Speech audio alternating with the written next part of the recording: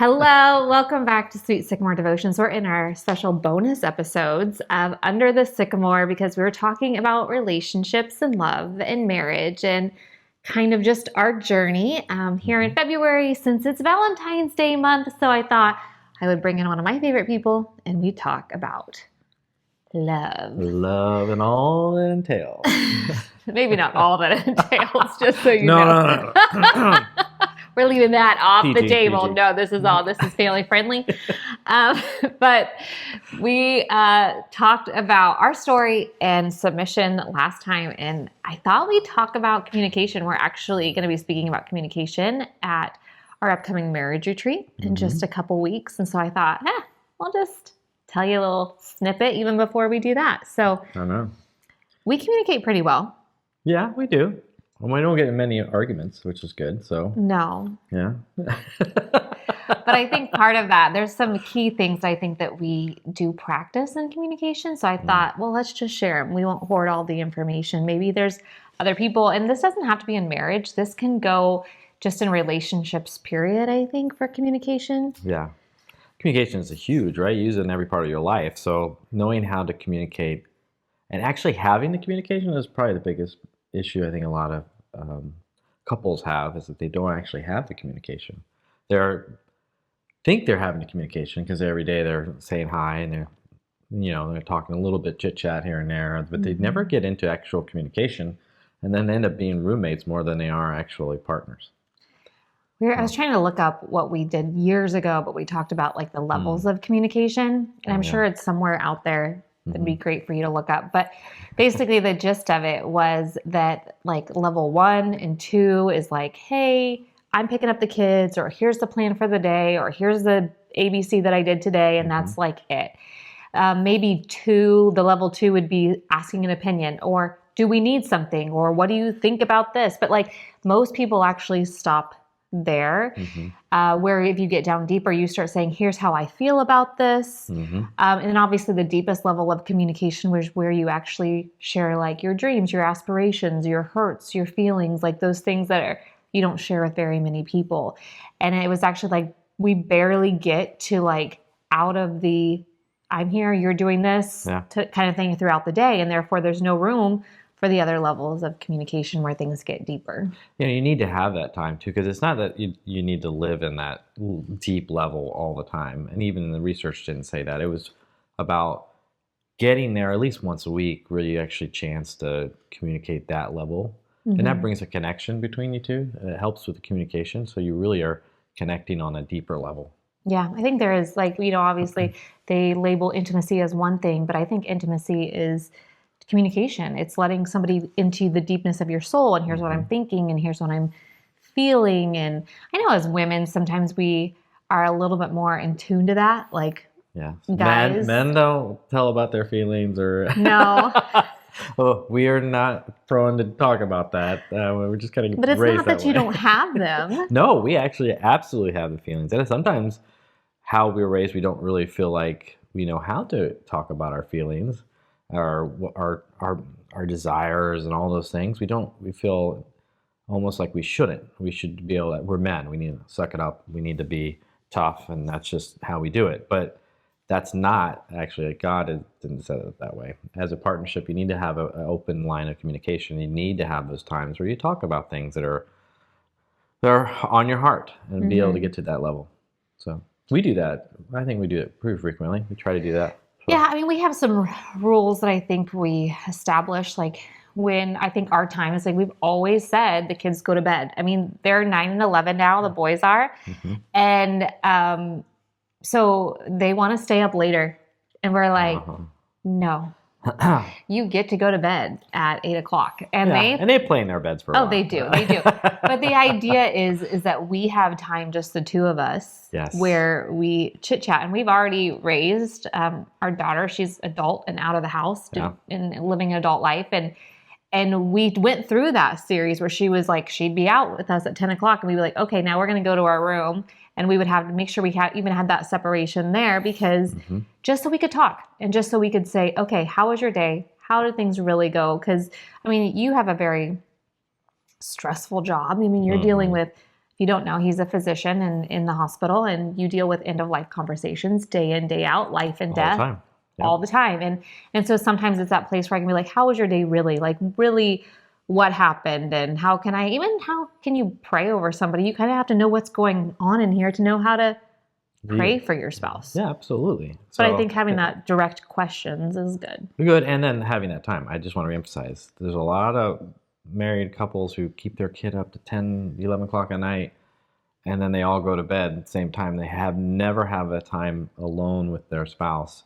And your kids are very important, and they're a gift from the Lord, and you need to put all your energy in raising them and loving them and being that parent they need. But you can't be that parent if you don't invest into each other. And so if you can't invest in each other, and eventually your kids do get out of the house. So that does happen. So it's you true. need to, if they get out of the house and you've not invested into your... Who are you? Who are you? You get out and you're like, I don't know, why am I with you still? And that happens, sadly. Actually, it happens a lot. Quite a bit. And at church, you can see that people coming for counseling and all that. And it happens.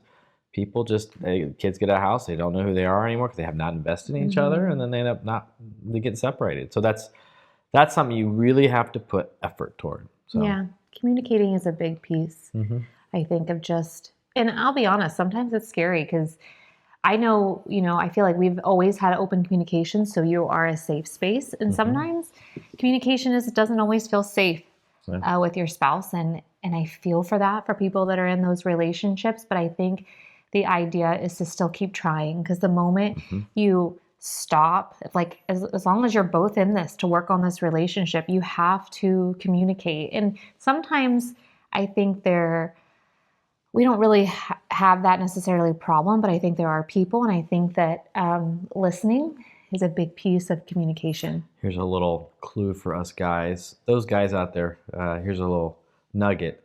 You don't need to fix it. No. You don't. No. You don't need to fix it. All you need to do is listen. Yeah. And it's hard for me because, like, I am a physician. So, and as a physician, we're like mechanics for like a car. We're like mechanics for people. We see a problem, we want to fix it. That's what we want to do. I don't want you to fix it. And I love to fix it. I just want you to listen. No, and she's like, no, I just want to listen. And I had to learn that. I still have to pull myself back, like, am I listening? A great communication suggestion is just, if your wife starts talking, you're like, honey, do you want me to fix this? Do you want me to listen? And just ask. And if she says, she'll let you know. I just want you to listen. Or okay, like, I can listen. And it means listening, right? That doesn't mean like half listening and watching TV. That's not what we're talking about. Listening. It's engaging. Don't be on your phone when you're trying to communicate. Yes, put the phone down. That feels like you're not really listening, even if you are listening. Yeah. And I think that's a big thing, is we all think communication is talking, but it is almost double. We always tell our kids, you have 2 ears and 1 mouth. So you should listen double than what you speak. Yes. But they're still working on that one. But I do feel like for us, even in relationships, listening is big. Because if somebody doesn't feel comfortable saying something and you're really listening, you can almost pick up between things. Yep. Yeah, and the other thing too is a lot of time arguments come out of lack of listening or not having that time to really communicate, and then you start misunderstanding what's going on with your wife or your spouse. And and it too, also always give your spouse the benefit of the doubt, especially in arguments. I know in arguments we have where we start, usually if I'm tired or whatever, and I'm getting a little snippy or whatever, things happen. I feel like that's me. Yeah. But the biggest thing is you have to be able to stop yourself in that moment, and it's hard and it takes practice to stop yourself in that moment and go, is this eternal? Is this something that is going to make a difference in eternity? Or is this something that is just here and now and is annoying?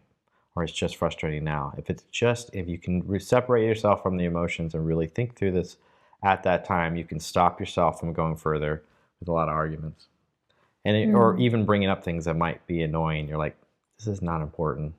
This is not eternal. This is just stupid. So move on. Our boys were fighting in the car. We were on our way to church. It was several months ago. And Hezekiah said, I forgive you, but I will remind you of this the next time you do that. Yes. You remember that? Yes. And I was like, okay, we need to talk about what forgiveness is, because you can't forgive and then choose to be like, I will remind you this. And I think that's you can't hold on. but No. that's like in relationships, right? Absolutely. Like, oh, I'm going to forgive you because I know God tells me to forgive you, but you just wait.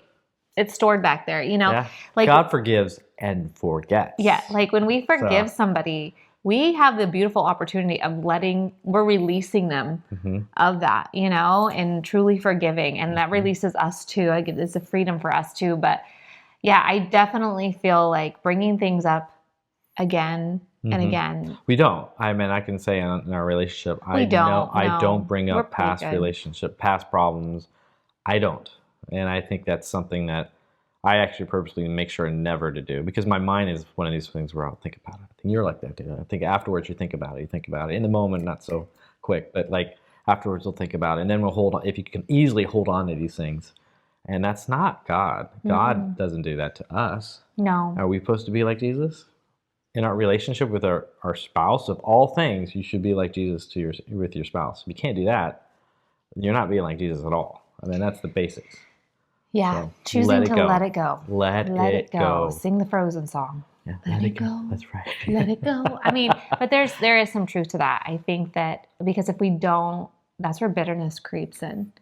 And it's, the enemy is so good at going into our weaknesses. Like he knows the areas that we're holding on to, and those are the areas he's just going to dig a little bit deeper because we've chosen to hold on to them. Yeah. And I think that's something that we've been very intentional about is we don't have, outside of like when I'm moody and it happens, like we don't have a lot of like little tips or anything. I mean, I know like I'll be moody and I'm like, oh, I need to put myself in timeout because that wasn't directed at anybody except my own issues in this moment right now, where I just either need a sleep or a snack or both. Yes. But I do feel like sitting on things is not always a bad thing. I know, somebody once told me like when you sit on things, that's like pushing it under the rug and you're just going to have to deal with it later. I would say yes, there are certain big things that you need to deal with and those big things. But then there are a lot of little things like, you get snippy with me when I try to teach you how to drive. Yeah. Yes. She's put it on the brake on her side of the car. I just make sure he knows his full surroundings at all times when we're driving. Yes. I am aiding you, just making sure that you can help. But you get snippy with me, and then sometimes I get snippy back. And instead of letting it be a full-blown thing, I always go, this is stupid. Like, this is genuinely, like, stupid. And we always move on. Like, we always it just doesn't exist 10 minutes later. Wow. And I think that those are those things, like, it's not that we're putting it under a rug. It's the fact that we both knew in our hearts that wasn't right on either one of our accounts. And we just know, instead of having to have a full-blown, like, apology, we just kind of go, let it go. Let it go. Let it go. Is it important for eternity? Is it something that's going to affect your family? Is it something that's going to be detrimental to your spouse's growth and relationship with Jesus? If you're thinking of those things and that, if it's no, move on. Let it go. And for us guys, you have a sports analogy. The best quarterbacks are the ones who forget the interception the night they play before and go through and play out again. And they do well. It's because they leave it behind. I don't even know what an interception is. So I'm going to say yes, what he said, because I watch football for the nap. Yeah, she takes naps during football. But yes, I mean, it's true. The best quarterbacks have very short-term memory. They let it go. Then they're great. We have to do the same thing. Yep. So we have to talk. Yeah. We have to listen. Yeah. We have to let it go. And we have to know when to engage. Yeah. And I will say, honestly, and I think it goes back to this even for communication, we don't have all the answers. We don't know sometimes when we're supposed to talk it out, when we're not. Sometimes we try to talk it out at the worst times. They may be convenient for us, but they're not a convenient time for our spouse, and we've set it up for disaster. And I will tell you, there's a lot of pieces and levels to communication. It's not just like something we can cover in 15, 20 minutes. But what I will say is taking your spouse to prayer is it's probably the most important piece of communication. When you are communicating to God about things that you are frustrated with or things like that, it's amazing to me how that level of communication helps this level of communication, because Absolutely. God will either soften my heart of like, hey, you need to let that go, or he will remind me of like things you're going through and like, why am I giving you a hard time about this? Or just pieces like that. And we always think that when we take our spouse to prayer that it's for them. Most times for ourselves. Absolutely God's is. working on us. And it's true. I mean, It if is. you're not bathing your spouse in prayer, you're not going to be able to have good communication. That's like foundation. You have to be bathing in prayer. You have to put God first in your relationship. If that is not happening, then having those communications is not going to be really even achievable. You're not going to really have the communication you need. No. Because God will always correct your heart and change your perspective. He always will. It's not always the fun conversations, but it's the most rewarding conversations. It's true. That's I true. will say. Yeah. Any last pieces of advice on communication? When you argue naked. It's always Oh great. my goodness. No. We never done that, but I heard someone else say that. I laughed so far. It was great. I thought we were keeping this PG. You said PG. Okay. I heard someone else say that. It was great. I thought I laughed so hard. Oh, well, we're going to leave you on that note. All right. Well, go try and communicate with somebody you love. Talk things out. Yeah. Get deep. Yeah. Share what's going on. Don't be afraid. I think sometimes my biggest piece of advice is we hold back communication out of fear, out of shame. We anticipate how things are going to go. And I'll tell you what, 99% of the time never happens, right? it doesn't go the No. way that we think it's going to go. And then we actually end up kind of cutting a relationship off because we never engaged in the communication. And the times that I bathed the communication in prayer and then engaged in it, it always turned out so much better than I thought it was going to. So talk, listen double as much, Yep. and always bathe it in prayer. Absolutely.